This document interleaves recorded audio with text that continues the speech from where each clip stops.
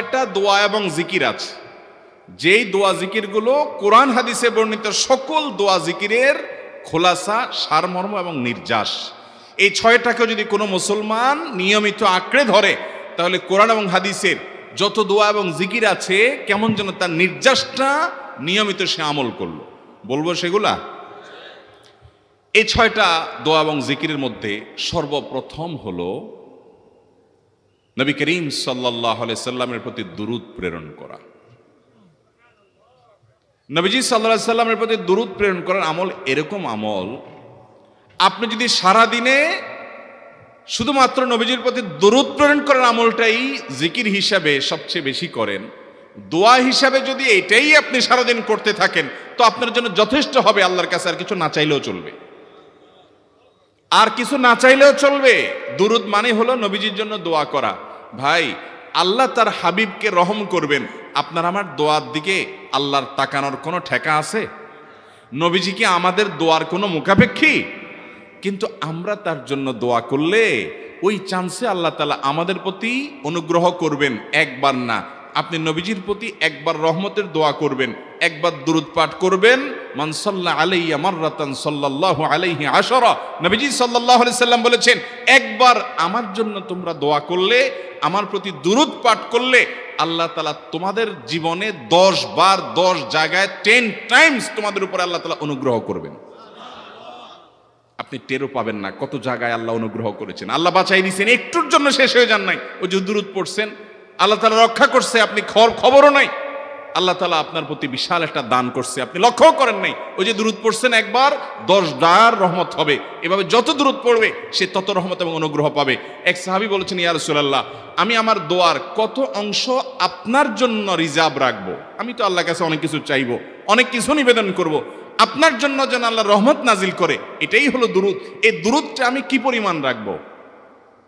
4 ভাগের 1 ভাগ, 3 ভাগের 1 ভাগ, অর্ধেক? এরপরে সাহাবী বলছেন, আসলে যদি সবগুলোই করি, উনি এক একটা পার্সেন্টেজ বলছেন, আর নবী করিম সাল্লাল্লাহু আলাইহি সাল্লাম বলছেন যে, তাকে বুঝাচ্ছেন যে আরো বেশি করতে পারলে ভালো হয়। তো সাহাবী বাড়াইতে বাড়াইতে শেষ পর্যন্ত বলেন যে, আমার দোয়া যদি সবগুলো আপনার জন্য করি, আমি যদি আর কোনো দোয়া না করি, শুধু আপনার জন্যই দোয়া করি, নবী করিম সাল্লাল্লাহু আলাইহি সাল্লাম তাকে সুসংবাদ দিলেন যে, তাহলে তোমার আর কোনো সমস্যা থাকবে না, সব সমস্যা দূর হয়ে যাবে, তোমার কোনো পেরেশানি থাকবে না। ভাইরা আমার, দুরূদের আমল এমন একটা আমল যে আপনার জীবনে কোনো বিপদ, কোনো মুসিবত, কোনো পেরেশানি, কোনো সমস্যা দেখা দিয়েছে, আপনি যদি দুরূদ পড়তে থাকেন, কোনো কিছু মনে আসছে না, অনেক সময় ছাত্র জিজ্ঞেস করে, ভাই পরীক্ষার হলে পড়া ভুলে গেছি, কি করবো? আমি দুরূদ পড়া শুরু করেন। আরবদেরকে দেখা যায় কোনো কিছু ভুলে গেলে তারা বলে আল্লাহুম্মা সাল্লি আলা মুহাম্মদ, আল্লাহুম্মা সাল্লি আলা মুহাম্মদ, এটা শুরু করে তারা।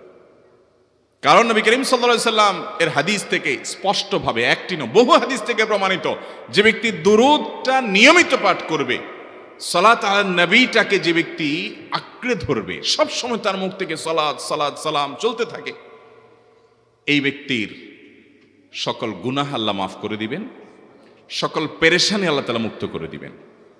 ভাইরা আমার, দুরূদের আমলটা এত গুরুত্বপূর্ণ আমল, এটা আমরা করি এখন।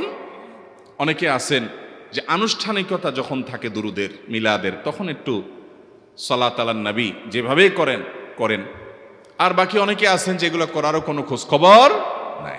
দুরূদ বেশি বেশি করে পাঠ করবো তো ইনশাআল্লাহ। সবচেয়ে শ্রেষ্ঠ দুরূদ, সবচেয়ে উত্তম দুরূদ হলো দুরূদ ইব্রাহিম, যেটা নামাজে পড়েন। আর সবচেয়ে সংক্ষিপ্ত দুরূদ হলো সাল্লাল্লাহু আলাইহি ওয়াসাল্লাম। এছাড়া নবীজির প্রতি দোয়ামূলক যে কোনো দুরূদই আল্লাহর কাছে গ্রহণযোগ্য হতে পারে, যদি দুরূদের অর্থের মধ্যে, কথা বলার মধ্যে খারাপ কিছু না থাকে। দুরূদের নামে অনেকগুলো দুরূদ প্রচলিত আছে বিভিন্ন বই পুস্তকে, অমুক দুরূদ পড়লে অমুক এত নেকি হয়, বা অমুক দুরূদ পড়লে এতবার পড়লে ওই বিপদ দূর হয়। এগুলো কোনো হাদিস নির্দেশিত না, এগুলো হয়তো কারো তাজরিবা, অভিজ্ঞতা নির্ভর। কিন্তু হাদিস নির্দেশিত দুরূদ হলো দুরূদ ইব্রাহিম, আর সবচেয়ে সংক্ষিপ্ত দুরূদ হলো সাল্লাল্লাহু আলাইহি সাল্লাম। অর্থের ভিতরে যদি খারাপ কিছু, শিরকের কিছু না থাকে, নবীকে আবার আল্লাহর পর্যায়ে পৌঁছানোর মতো গোমরাহি যদি না থাকে দুরূদের অর্থের মধ্যে, তাহলে যে কোনো দুরূদই আপনি আল্লাহর কাছে পেশ করতে পারেন। তাহলে 6টা দোয়া হলো কোরআন হাদিসের শত শত সহস্র দোয়ার নির্যাস এবং খোলাসা। তার 1 নম্বর হলো দুরূদের আমল। করবো না বেশি বেশি ইনশাআল্লাহ? আমার জীবনে বহুবার এমন হয়েছে, বহুবার এমন এমন বিপদ যে দেয়ালে পিঠ ঠেকে গেছে, এখান থেকে উদ্ধারের কোনো পথ আর চোখের সামনে দেখা যাচ্ছে না।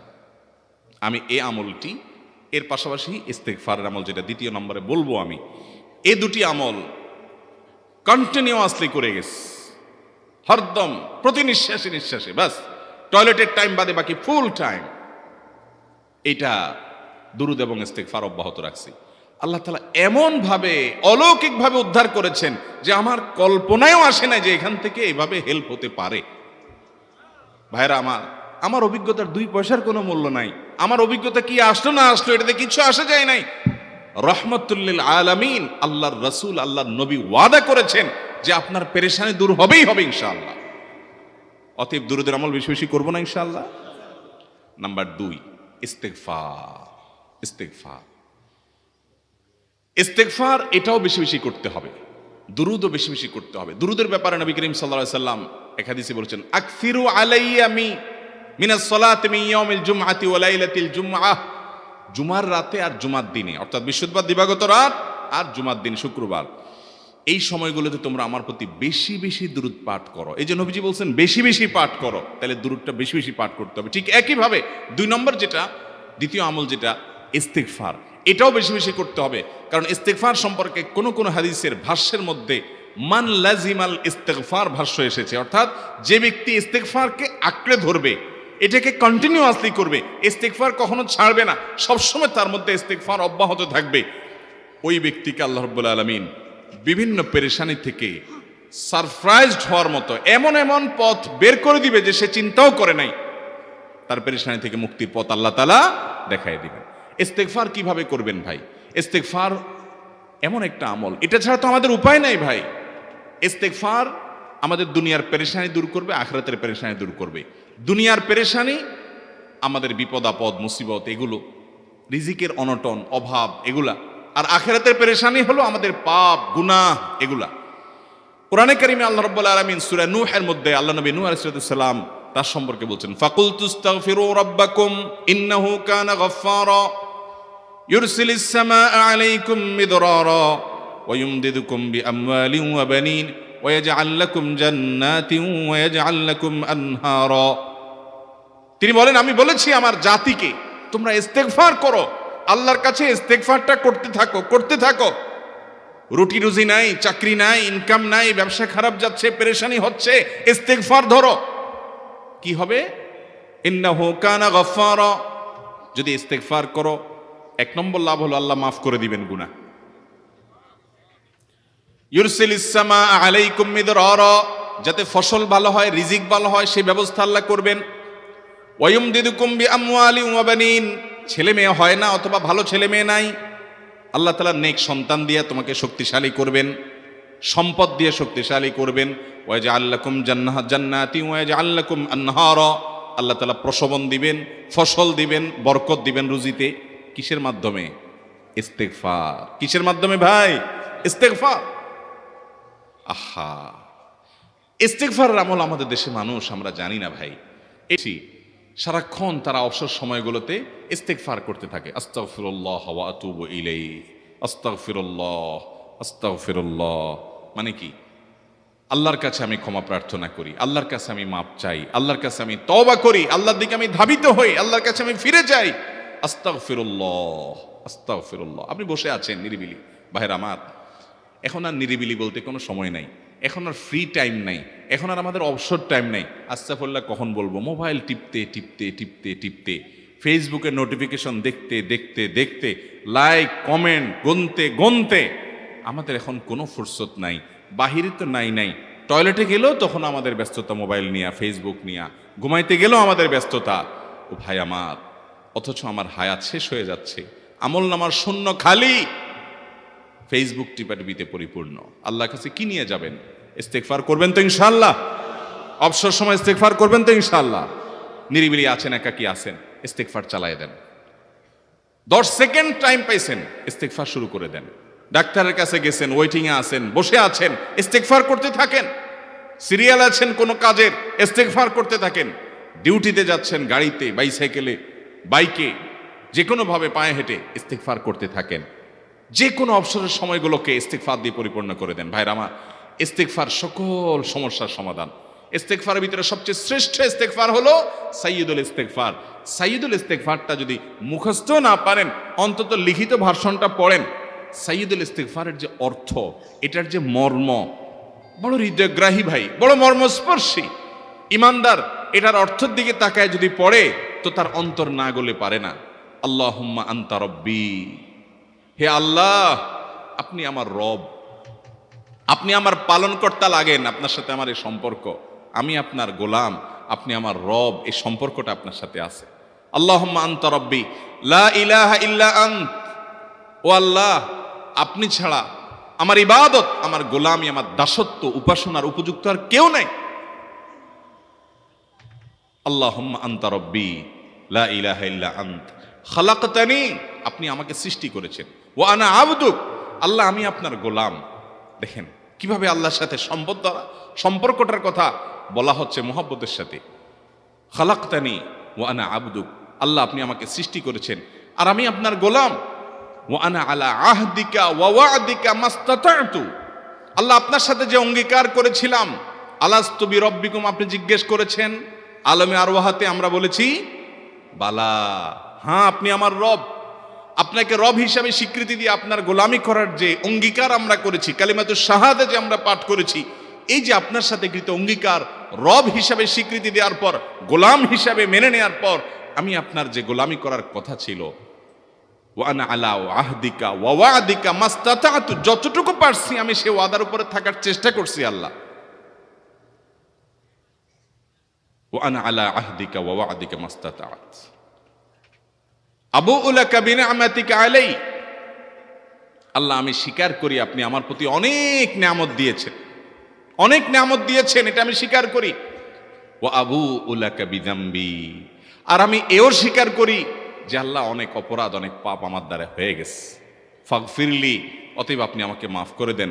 ফাইন্নাহু লা ইয়াগফিরুয যুনুবা ইল্লা আনতা, কারণ আপনি ছাড়া আর কেউ গুনাহ ক্ষমা করতে পারবে। ভাইরা আমার, অর্থের দিকে লক্ষ্য করে করে, মর্মটা বুঝে বুঝে একটু সাইয়্যিদুল ইস্তিগফার পড়েন। লেখা দেখে দেখে পড়েন, ইউটিউব থেকে দেখে দেখে পড়েন, কিন্তু পড়েন। আল্লাহুম্মা আনতা রাব্বি লা ইলাহা ইল্লা আন্ত খালাকতানি ওয়া আনা আবদুক ওয়া আনা আলা আহদিকা ওয়া ওয়া'দিকা মাস্তাতা'তু আউযু বিকা মিন শাররি আবুউ লাকা বিনি'মাতিকা আলাইয়া ওয়া আবুউ লাকা বিযামবি ফাগফিরলি ফাইন্নাহু লা ইয়াগফিরুয যুনুবা ইল্লা আনতা। এটা হলো বড় ইস্তিগফার। এত বড় ইস্তিগফার পড়তে পারেন না, কোনো পেরেশানি নাই, কোনো অসুবিধা নাই। সবচেয়ে ছোট ইস্তিগফার হলো আস্তাগফিরুল্লাহ আস্তাগফিরুল্লাহ আস্তাগফিরুল্লাহ। আল্লাহ আপনার কাছে ক্ষমা চাই, কত ভুল হয়ে যায়, কত অন্যায় হয়ে যায়। ভাইরা আমার, এটা হলো রিমুভার। ভুল করে কিছু লিখছেন, রিমুভ করে ফেলছেন, শেষ হয়ে গেছে। আপনি ঘন ঘন ইস্তিগফার পড়তে থাকেন, অগণিত ভুল হয়, অগণিত ত্রুটি হয়, বারবার ইস্তিগফার এগুলোকে সবগুলোকে শেষ করে দেয়। ভাইরা আমার, নিরাপত্তা এনে দেয়। আল্লাহ কোরআনে কারিমে বলেছেন যে আপনার রব আপনার কওমের প্রতি আযাব নাজিল করবেন না যদি আপনি থাকেন। আর যদি তারা ইস্তিগফারে রত রাখে, তাহলে গণ আযাব আল্লাহর পক্ষ থেকে আসবে। অতএব ভাইরা আমার, ইস্তিগফার বেশি বেশি করতে হবে। 6টা আমল, 6টা জিকির, দোয়া হলো শত শত হাজার দোয়া এবং জিকিরের সান্নিধ্যাসের। দ্বিতীয়টা হলো ইস্তিগফার।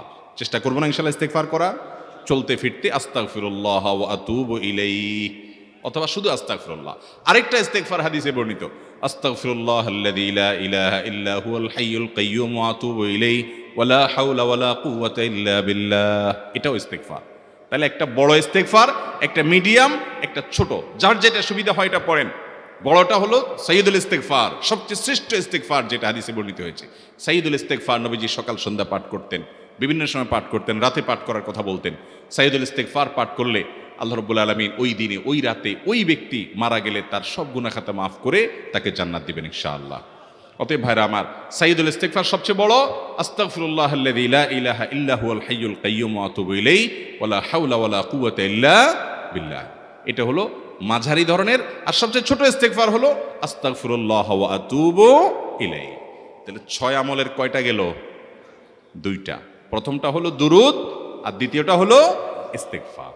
নাম্বার 3, এটা আমাদের বেশিরভাগ মানুষ জীবনে হয়তো শুনেনও নাই, অনেকে হয়তো শুনছেন, আমল করা হয় না। খুব সীমিত সংখ্যক আল্লাহর বান্দার আমলের তৌফিক হয়। সেটা হলো ইয়া যাল জালালি ওয়াল ইকরাম।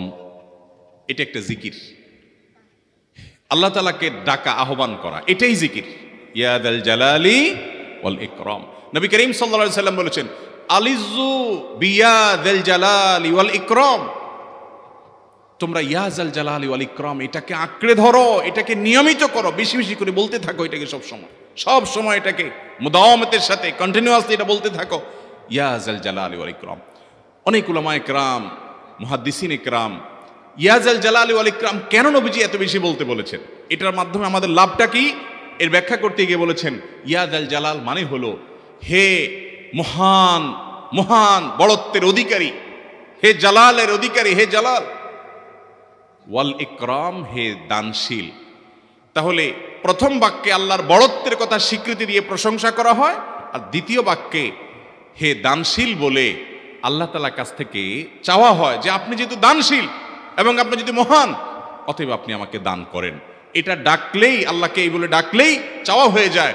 এই জন্য বেশি বেশি করে ইয়া যাল জালালি ওয়াল ইকরাম পড়তে হবে। অনেকে হয়তো নতুন শুনেছেন, আজকে থেকে শুরু করে দিবেন ইয়া যাল জালালি, সকাল বিকাল মনে থাকে না তো লিখে লিখে ওয়ালে টাঙ্গায়া দেন। বাসা বাড়িতে এমন জায়গা লিখে রাখেন তাকাইলে নজরে পড়ে, কারণ মোবাইলে আমাদেরকে সবকিছু ভুলাই দেয়, দুনিয়ার ব্যস্ততা সব ভুলাই দেয়। এই জন্য বেশি বেশি ইয়া যাল জালালি ওয়াল ইকরাম পড়বো। 3টা হয়ে গেল।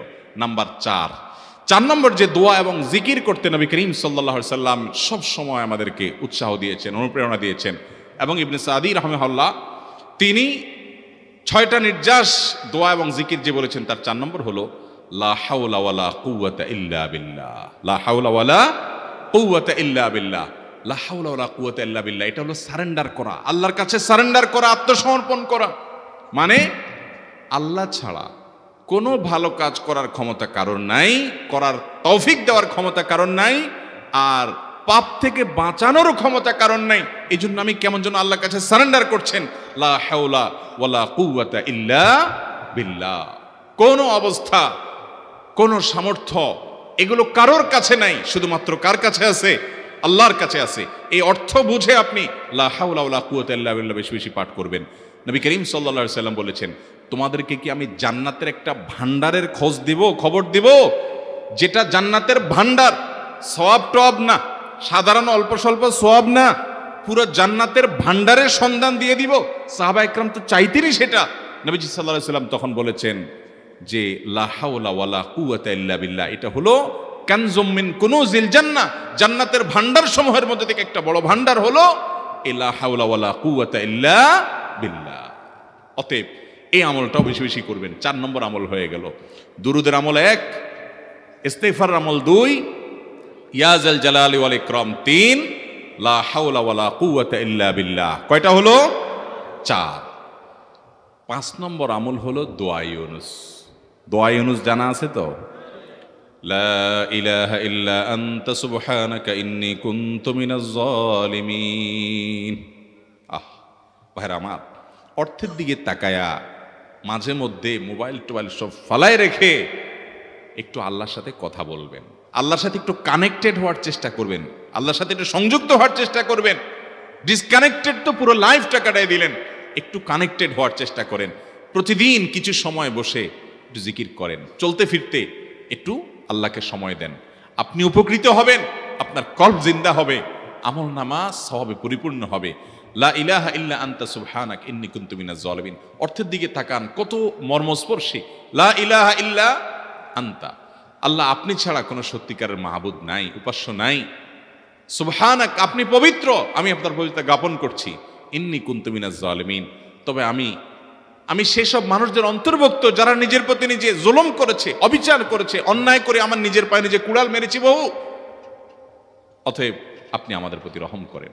এই দোয়া পাঠ করে আপনারা সবাই জানেন আল্লাহর একজন নবী, তিনি জীবনের সবচেয়ে কঠিন পরিস্থিতির মুখোমুখি হয়ে এমন বিপদে পড়েছেন যে বিপদ থেকে উদ্ধারের কোনো পথ ছিল না।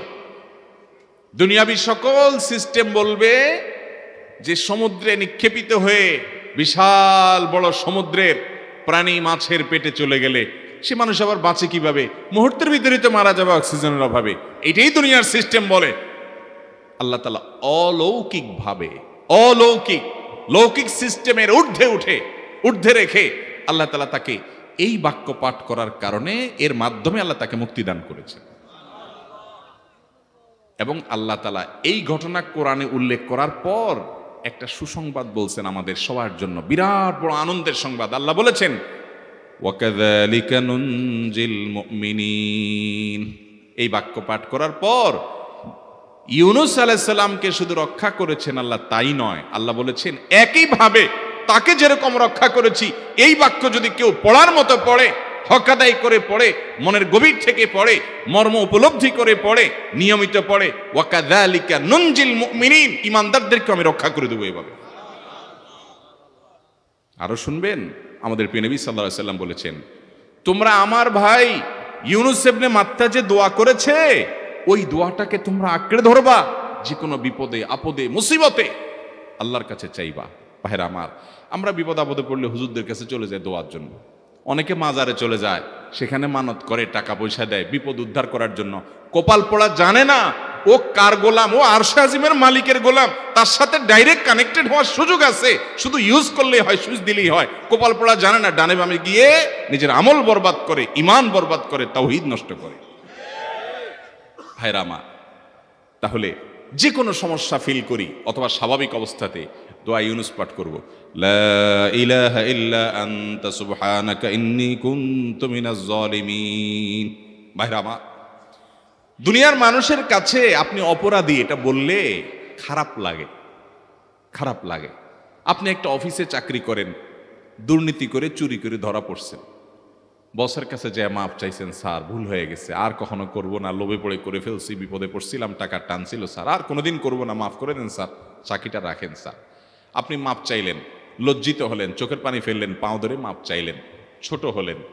এই ছোট হওয়ার পরে আপনার চাকরি যদি টিকেও যায়, বস যদি আপনাকে মাফ করেও দেন, তারপরেও কি আপনার কাছে ভালো লাগবে? না এত বড় একটা অঘটন ঘটলো, ছোট হলেন, সবার সামনে লজ্জিত হলেন, অনুতপ্ত হলেন, ধরা পড়লেন, মাপ চাইতে হলো, এই জন্য আপনার খারাপ লাগবে না? কিরকম খারাপ লাগবে? এত খারাপ লাগে অনেকে সহ্য করতে পারে না, গুনাহের দিকে চলে যায়, আত্মহত্যা পর্যন্ত করে ফেলে, এই বেইজ্জতি সহ্য করতে পারে না। ঠিক না বে ঠিক? মানুষের কাছে মাপ চাইলে, মানুষের কাছে ছোট হলে মানুষের কষ্ট হয়। অদ্ভুত! আরশে আজিমের মালিকের কাছে সেজদায় পড়ে চোখের পানি ফেলে যদি স্বীকার করেন, ও মালিক, নামাজ পড়ি নাই, বড় জুলুম করেছি, কাবিরা গুনাহ করেছি, ও মালিক, হারাম জিনিস দেখে ফেলেছি, খারাপ জিনিস শুনে ফেলেছি, পাপ করেছি, অপরাধ করেছি, মালিক, জাহান্নামের যে বিবরণ হাদিসে আসছে, এটা সহ্য করার ক্ষমতা আমার নাই, আপনি আমাকে মাফ করে দেন। এইভাবে যদি আল্লাহর কাছে একটু চোখের পানি ফেলে দোয়া করেন, একটু দোয়া করে দেখেন, আল্লাহর শপথ করে বলছি, আপনার জীবনে সবচাইতে আনন্দের মুহূর্ত হবে তখন যেদিন এরকম দোয়া করতে পেরেছেন, চোখের পানি ফেলতে ফেলেছেন। দুনিয়ার মানুষের কাছে ছোট হলে মানুষের মনটা সংকীর্ণ হয়, ছোট হয়, মানুষ অপমান বোধ করে, খারাপ লাগে। মালিকের কাছে যদি কেউ মাপ চায়, চোখের পানি ফেলে, ইস্তেগফার করে, ছোট হয়, তাহলে তার অন্তরে আরো আনন্দ অনুভব হয়। সালহাতু সঙ্গে বুদি দিল খরাশ, আজমোদে এক জামানা খাকে বাস। পাথর হয়ে বহুকাল ছিলে ভাই, কিছু কালের জন্য একটু মাটি হও, আসো, একটু মাটি হয়ে দেখো। পাথর হয়ে তুমি যতটা আনন্দিত হয়েছ, পুলকিত হয়েছ, পরিতৃপ্ত হয়েছ, আরশে আজিমের মালিকের শপথ করে বলছি, আল্লাহর কাছে মাটি হয়ে, ছোট হয়ে, তুচ্ছ হয়ে, অপমানিত হয়ে, ক্ষমা চেয়ে, ইস্তেগফার করে তুমি যখন লা ইলাহা ইল্লা আনতা সুবহানাকা ইন্নী কুনতু মিনাজ জালিমিন, নিজে পাপ করেছো এটা স্বীকার যখন করবে, তখন আল্লাহ তাআলা শুধু মাফ করবেন না, তোমাকে ঈমানের স্বাদ দিবেন, তুমি সাথে সাথে অন্তরে সেটা অনুভব করবা। ভাইরা আমার, আল্লাহর দিকে ধাবিত হব তো ইনশাআল্লাহ? গুনাহের, পাপের, অপরাধের পথ ছেড়ে আসবো তো ইনশাআল্লাহ? লা ইলাহা ইল্লা আনতা সুবহানাকা ইন্নী কুনতু মিনাজ জালিমিন। কোরআন হাদিসের নির্যাসের 5 নম্বর আমল দোয়া ইউনুস। নবীজি সাল্লাল্লাহু আলাইহি সাল্লাম বলেছেন, আমার ভাই ইউনুস আলাইহিস সালাম তিনি আল্লাহর কাছে এটা পড়ে যেরকম বিপদ থেকে রক্ষা পেয়ে গেছেন, তোমরা আমার ভাই ইউনুস আলাইহিস সালামের দোয়াটা বেশি বেশি পড়বা, ওইটাকে তোমরা আঁকড়ে ধরবা, তোমাদেরকে আল্লাহ তাআলা উদ্ধার করবেন। আল্লাহ কোরআনে ওয়াদা করেছেন, ওয়া কাযালিকা নুনজিল মুমিনিন, এভাবে আমি ঈমানদারদেরকে রক্ষা করব। অতএব ভাইরা আমার, বিপদ আপদে ওই মাজারে দৌড় দিবেন না, হুজুরের কাছে দোয়া চান, এটাতে দোষের কিছু নাই, কিন্তু সবকিছুর আগে আপনি নিজে নিজের মালিকের কাছে চান। আমরা অনেকে দোয়া করি না, কেন করি না? আমরা মনে করি যাই রে, আমি এত গুনাহগার মানুষ, আমার দোয়া কবুল হবে, এই জন্য হুজুরের কাছেই শুধু যায়, যে হুজুর যদি কিছু বলে দেয়। আল্লাহর কাছে ডাইরেক্ট চাইলে যে পাওয়া যাবে, এটা অনেক মুসলমান বিশ্বাস করে না, ভালো করে জানে না। ভাইরা আমার, আল্লাহ কোরআনে বলেছেন, উদউনি আস্তাজিব লাকুম, তোমরা আমার কাছে দোয়া করো, আমি কবুল করব, ওয়াদা করেছেন আল্লাহ তাআলা। আমার রব কি ওয়াদার খেলাফ করে? আমাদের রব ওয়াদার খেলাফ করে? ইন্নাহু লা ইউখলিফুল মিআদ, তিনি ওয়াদার খেলাফ করেন না। তিনি বলেছেন তোমরা দোয়া করো, হালাল বক্ষণ থাকে, যদি হালাল উপার্জন যদি থাকে, শরীরে যদি হারাম যদি না থাকে, শর্ত আদায় করে দোয়া যদি করেন, দোয়া করে আবার হুলস্থুল যদি না করেন, তাড়াহুড়ো যদি না করেন, দোয়া করে আল্লাহর কাছে দরখাস্ত জমা দিয়ে দেন, দুরূদ পাঠ করেন, শর্ত আদায় করে দোয়া করেন, আপনি যত অপরাধী হন, যত গুনাহগার হন, যত পাপিষ্ঠ হন, আল্লাহ আপনার দোয়া কবুল করবে। আচ্ছা ভাই, আমরা যত খারাপ হই, আপনি নামাজ পড়েন না, আপনি ফিল্ম দেখেন, আপনি হারাম জিনিস দেখেন, আপনি অনেক খারাপ কাজ করেন, গালিগালাজ করেন, মানুষের হক মারেন, যত খারাপ আপনি হন, আপনি ইবলিসের চেয়ে বেশি খারাপ হতে পারবেন? ইবলিসের চেয়ে বেশি খারাপ হওয়ার সুযোগ আছে? খারাপের বাপ সে, তার মতো খারাপ তো আপনি চাইলেও হতে পারবেন না, ঠিক না ভাই? ঠিক।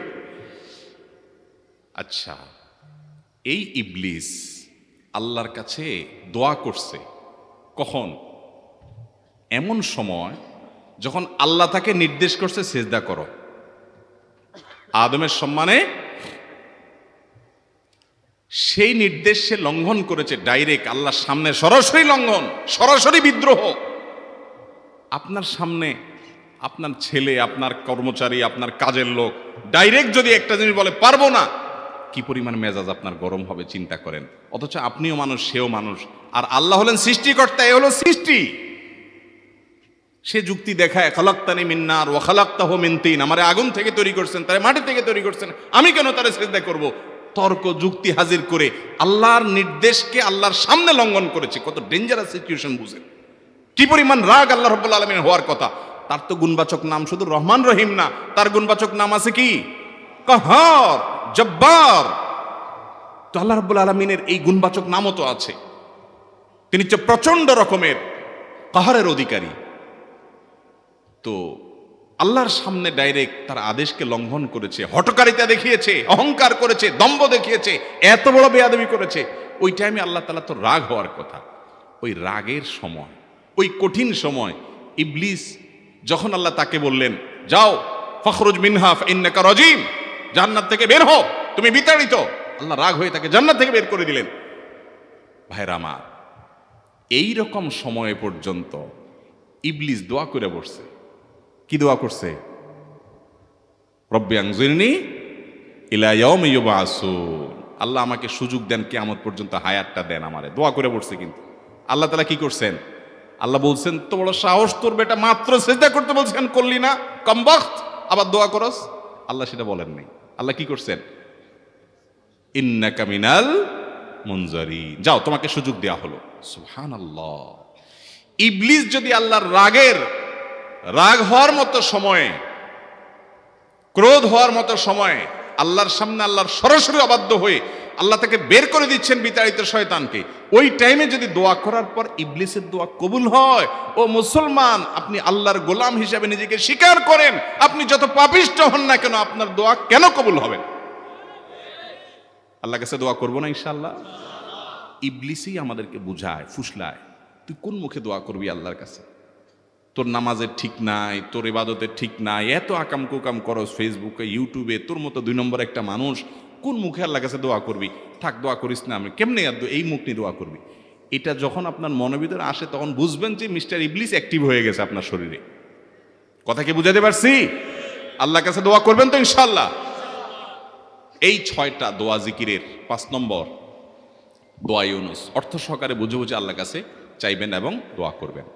6 নম্বর হলো সুবহানাল্লাহ, আলহামদুলিল্লাহ, লা ইলাহা ইল্লাল্লাহ, আল্লাহু আকবার। এই বাক্যগুলো দেখবেন ঘুরে ফিরে নবী করিম সাল্লাল্লাহু আলাইহি ওয়াসাল্লাম সারাদিন পড়তেন। 5 ওয়াক্ত নামাজের পরে 33 বার দেখবেন। আবার দেখবেন সকাল সন্ধ্যায় সুবহানাল্লাহি ওয়া বিহামদি 100 বার, সুবহানাল্লাহি ওয়াল হামদুলিল্লাহি আল্লাহু আকবার 100 বার। আবার এগুলো মাঝে মধ্যে 10 বার, রাতের শোয়ার সময় 33, 34 বার। বিভিন্ন সময় দেখবেন ঘুরে ফিরে এই সুবহানাল্লাহ, আলহামদুলিল্লাহ, লা ইলাহা ইল্লাল্লাহ, আল্লাহু আকবার, এগুলো একটা মিজানের পাল্লাকে পরিপূর্ণ করে দেয়। কোনোটা আসমান এবং জমিনের মধ্যবর্তী জায়গায় সওয়াব দিয়ে পরিপূর্ণ করে দেয়। এত বেশি ফজিলতপূর্ণ জিকির। এই জন্য পুরো কোরআন হাদিসের দোয়া এবং জিকিরের নির্যাসের শেষ এবং 6 নম্বর হলো বেশি বেশি করে দিন রাত 24 ঘন্টা যখন সুযোগ পাবেন, যেখানে যেখানে হাদিসে যে সংখ্যা বলা আছে ওটাতে করবেনই, ওর বাইরেও বেশি বেশি করে সুবহানাল্লাহ, আলহামদুলিল্লাহ, লা ইলাহা ইল্লাল্লাহ, আল্লাহু আকবার বেশি বেশি করব না ইনশাআল্লাহ। আবারও বলছি, পুরো কোরআন হাদিসের দোয়া এবং জিকিরের নির্যাস 6টির একটি হলো, এটি ইবনে সাঈদী রাহিমাহুল্লাহর গবেষণা, তার গবেষণার আলোকে তিনি এটা পেশ করেছেন। এটি আবার কোনো হাদিস থেকে নির্যাস বের করে দেওয়া হয়েছে সে নয়, এটা একজন মুফাসসিরের গবেষণা। তিনি বলেছেন কোরআন হাদিসে যত দোয়া বলা হয়েছে সবগুলার মর্ম কথা এর মধ্যে চলে আসে। তাছাড়া নবী সাল্লাল্লাহু আলাইহি ওয়াসাল্লাম এবং কোরআনে এইগুলাকে বেশি বেশি করতে বলেছেন। আলিজ্জু, আকসিরু, মান লাজিমা, এই শব্দগুলো ব্যবহার করা হয়েছে। এই জন্য এগুলো বেশি বেশি করে করতে হবে। এই যে শেষেরটা নবী সাল্লাল্লাহু আলাইহি ওয়াসাল্লাম সবসময় বিভিন্ন জায়গায় করতেন। আবারও বলছি, নাম্বার 1 দুরুদ, নাম্বার 2 ইস্তিগফার, নাম্বার 3 ইয়া যাল জালালি ওয়াল ইকরাম, নাম্বার 4 লা হাওলা ওয়ালা কুওয়াতা ইল্লা বিল্লাহ, জান্নাতের ভান্ডার এটা। নাম্বার 5 লা ইলাহা ইল্লা আনতা সুবহানাকা ইন্নী কুনতু মিনাজ জালিমিন, বিপদ না আসলেও স্বাভাবিক অবস্থায় পড়বেন। নাম্বার 6 সুবহানাল্লাহি ওয়াল হামদুলিল্লাহি ওয়া লা ইলাহা ইল্লাল্লাহু আল্লাহু আকবার। নিয়মিত করব তো ইনশাআল্লাহ। আল্লাহ আমাকে আপনাকে আমাদের সবাইকে আমল করার তৌফিক দান করুন, সব সময় জিকিরের মধ্যে থাকার তৌফিক দান করুন। জাযাকুমুল্লাহু খায়রা ওয়া আখিরু দাওয়ানা আলহামদুলিল্লাহি রাব্বিল আলামিন।